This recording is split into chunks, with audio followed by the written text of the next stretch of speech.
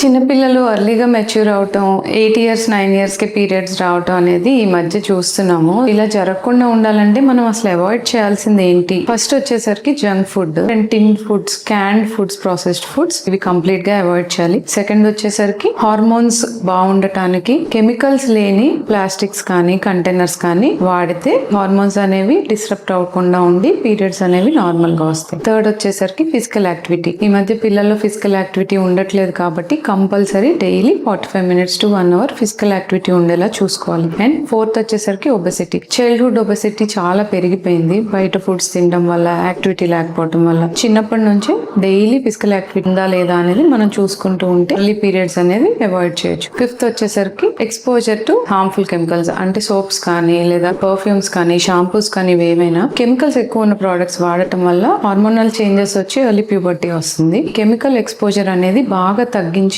Natural గా వచ్చే వాడుకున్నట్లయితే పిల్లల్లో పీరియడ్స్ అనేవి రొటీన్ గా 12 to 14 years టైం కి మెనార్కీ స్టార్ట్ అయ్యేలాగా యూజువల్ గా మనం చూడొచ్చు.